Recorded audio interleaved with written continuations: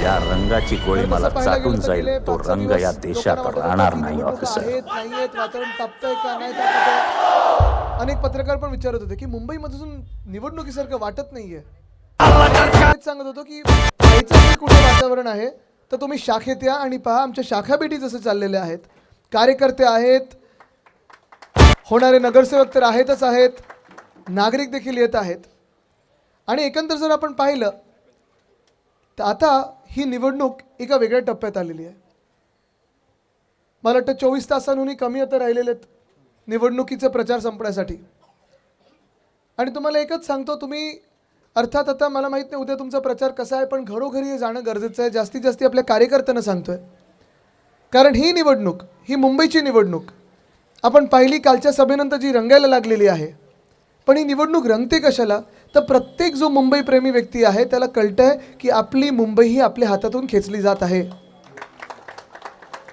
गेली 4 वर्ष मुंबई महानगरपालिका जी प्रशासकाच्या माध्यमातून मुख्यमंत्री कार्यालय चालवत होतं, आपण एकंदर हा घोळ पाहिलाच असेल संपूर्ण मुंबईमध्ये.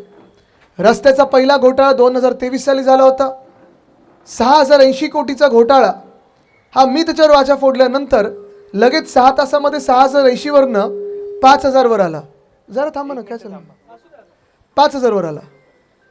बरं, दुसरं म्हणजे तसंच पुढच्या वर्षी 24चा घोटाळा तसाच ब्युटिफिकेशनचा घोटाळा 750 कोटी अशीच उधळपट्टी झाली होती. कचरा कुंडीचा घोटाळा असेल, कुठचाही तुम्ही घोटाळा घ्या, गेल्या 2 वर्षामध्ये कुठेही उत्तर नाही आहे. बरं घोसाळकरजी, तुम्हाला हेही माहिती आहे, काल परवाकडे पेपरमध्ये आलं होतं, इंडियन एक्सप्रेस 31 तारखेला पेपरमध्ये आलं होतं की जे काही फंड हा सरकारने वितरित केलेले आहेत किंवा हा फंड जो साधारणपणे लोकप्रतिनिधींसाठी असतो, महापालिकेचा 99% फंड हा त्यांनी त्यांच्या सत्ताधारी आमदारांनी दिलेला होता. काही असेही लोक होते जे अजूनही लोकप्रतिनिधी म्हणून कधी आले नाहीत, आता तर तिकीटं पण नसतील मिळाली, पण त्यांच्या नावावर तो फंड वापरला गेला, 99% फंड. आणि हा फंड जर लोकांमध्ये आला असता तर आपल्याला कामं ही दिसली असती. हाच फंड जर आपल्या रस्त्यांवर आला असता तर चांगले रस्ते मिळाले असते. जे पाणी आपण पाहतोय, कुठे प्रेशर चढत नाही आहे, कुठे काय चावी बंद पडली आहे, कुठे नवीन पाणी तुंबतंय, कुठे कचऱ्याचा ढिगारा पडलेला आहे, कुठे फुटपाथ तुटलेला आहे, हे जे 4 वर्षात दिसते आपल्याला, हे मुंबईत कधी असं चित्र नव्हतं असं हे दिसायला लागलेलं आहे. बरं, दिसते तर दिसते, पण जायचं कोणाकडे? पालकमंत्र्यांची एकमेकांची भांडणं चालू आहेत की ही जागा माझी की ती जागा तुझी. मंत्री कुठे आहेत कोणालाच माहीत नाही. आज ह्या शासनामध्ये एक तरी मुंबई प्रेमी तुम्हाला मंत्री दिसतोय का? आपल्या कोविडच्या काळात असेल किंवा आपल्या सरकारच्या काळात असेल, उद्धवसाहेब जेव्हा मुख्यमंत्री होते तेव्हा मुंबई प्रेमी महाराष्ट्राचे मुख्यमंत्री जसे होते तसं ह्या सरकारमध्ये मला एक तरी मुंबईसाठी चांगला निर्णय झालेला दाखवा. काल पण मी आपल्याला आपण जी कामं केली आहेत शिवतीर्थावरनं सांगितलीच. मी तर कोस्टल रोडचं दाखवलंच, फोटोज दाखवला, कारण जे मुख्यमंत्री सातत्याने खोटं बोलत आहेत आणि खरं मला ते सुसंस्कृत वगैरे वाटायचे, पण एवढं खोटं बोलतील हा अंदाज नव्हता. पण मुख्यमंत्री स्वतः खोटं बोलत आहेत, फोटोनेच मी एक्सपोज केलं की दाखवा इथे मुख्यमंत्री दिसतात का कुठे. ते सगळे फोटोज, आपण केलेली कामं, 25 वर्षाचा पूर्ण आपला कार्य अहवाल आणि ह्यांचा 4 वर्षात त्यांनी लावलेली वाट, हे सगळं एक्सपोज केल्यानंतर पुढे जे काही करायचं आहे त्या गोष्टी देखील मी सांगितलेल्या आहेत. सुरुवातच करायची झाली तर अर्थात एक शासकीय कर्मचाऱ्यांसाठी, महानगरपालिकेच्या कर्मचाऱ्यांसाठी, पोलीस कर्मचाऱ्यांसाठी, BSTच्या कर्मचाऱ्यांसाठी ज्या ज्या BMCच्या एस्टेट प्रॉपर्टी आहेत त्या आपल्याला पुन्हा एकदा त्या बिल्डरांच्या हातातून घेऊन, कारण आता काय गेल्या 2 वर्षात मुख्यमंत्री महोदय त्यांच्या आवडत्या एका बिल्डरच्या घशात घालत आहेत, पण ते काढून आहेत 4000 प्रॉपर्टीज आहेत. सगळ्याच्या सगळ्या प्रॉपर्टीज आपल्या तिथे इमारती बांधून परवडणारी घरं आपल्या ह्या महानगरपालिका किंवा शासकीय कर्मचाऱ्यांना द्यायचे. इथेच मला आठवतं पेट पार्कच्या उद्घाटनासाठी आलेलो IC कॉलनीमध्ये, आणि तसंच पेट पार्क त्यावेळी मी सांगितलं होतं की असं पेट पार्क मला संपूर्ण मुंबईत बनवायचं आहे. अनेक ठिकाणी मी केलं होतं, ती आठवण अजूनही मला आहे. लायब्ररी आहे, पेट पार्क आहे, तेव्हा आपलेच घोसाळकर कुटुंबच पुढे होतं. आणि विनोदजी, असंच ते पेट पार्क आपण आता प्रत्येक वॉर्डात बनवणार आहोत. पेट पार्क आहे, पेट क्लिनिक आहे, स्ट्रे शेल्टर्स आहेत.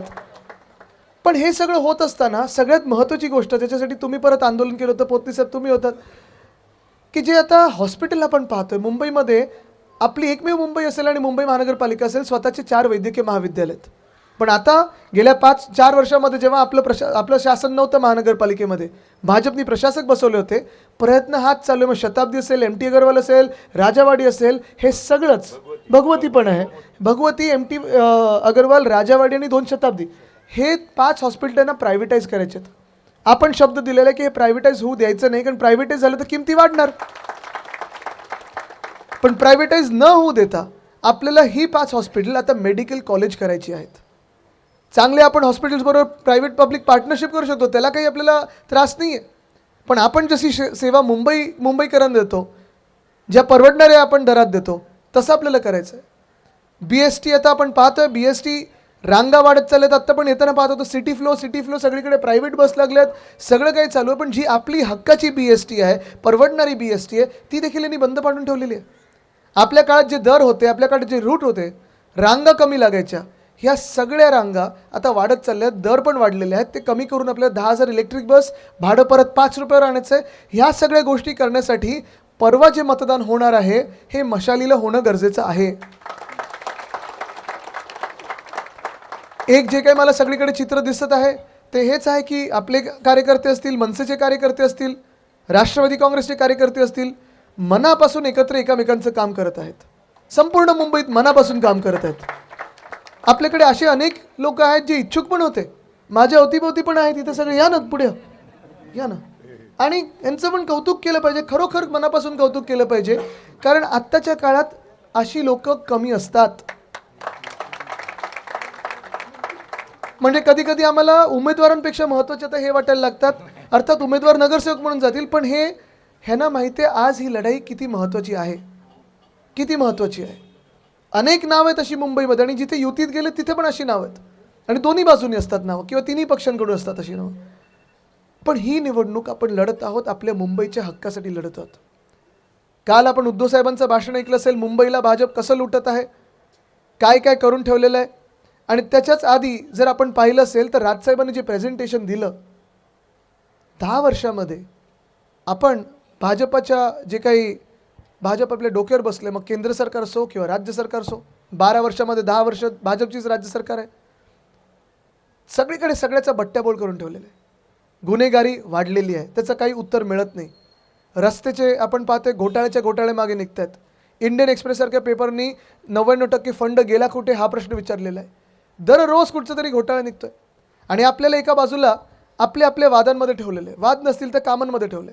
वाद कुठचे तर हिंदू मुस्लिम वाद आहे, हिंदू मुस्लिम नसेल तर ख्रिश्चनांसोबत काहीतरी वाद निर्माण करतात, तिथे नसेल तर मग तुम्ही समाजामध्ये भांडा, जातीमध्ये भांडा, इमारतींमध्ये भांडा, भांडत राहा.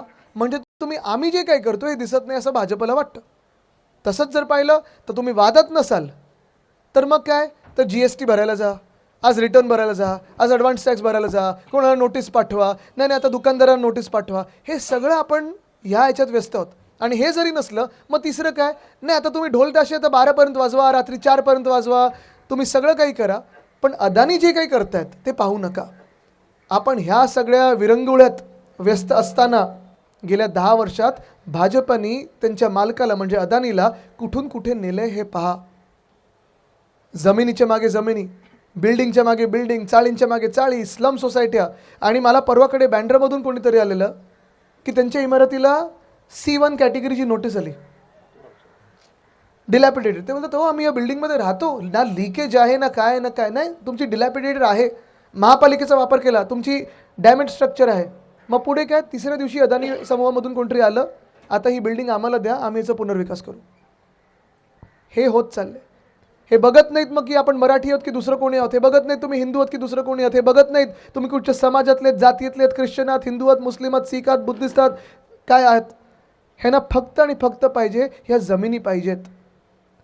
आपल्याला जे दूर करण्याचा प्रयत्न चालू आहे ना, तो ह्या जमिनीसाठी चालू आहे, ह्या मुंबईसाठी चालू आहे.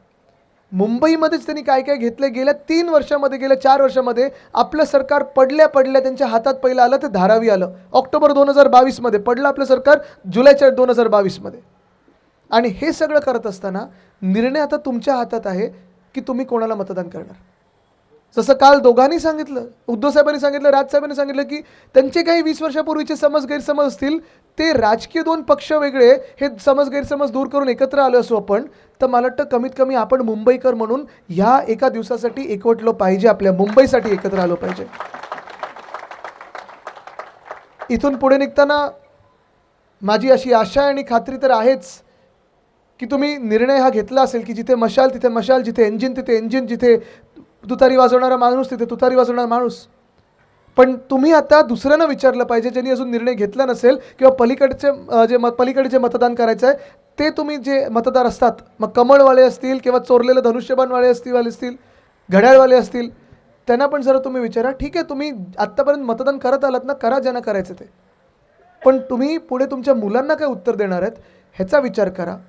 जेव्हा तुमचं घर राहणार नाही, जेव्हा तुमची जमीन राहणार नाही, जेव्हा तुमची ओळख पुसली जाईल, तेव्हा जिथे तुम्ही फेकले जाल तिथे जाऊन पाहिला आरसा मिळाला तर आरशात बघून तुम्ही काय उत्तर देणार आहेत हे त्यांना जरा विचारणं तुम्ही उद्या गरजेचं आहे. मी पुन्हा एकदा तुम्हाला शुभेच्छा देतो. मला खात्री आहे की आपण सगळे हा विचार कराल आणि मुंबईचा महापौर हा अभिमानाने आपल्या शिवशक्तीचाच असेल हा निर्धार करून तुम्ही मतदानाला उतराल. धन्यवाद. जय हिंद, जय महाराष्ट्र, वंदे मातरम.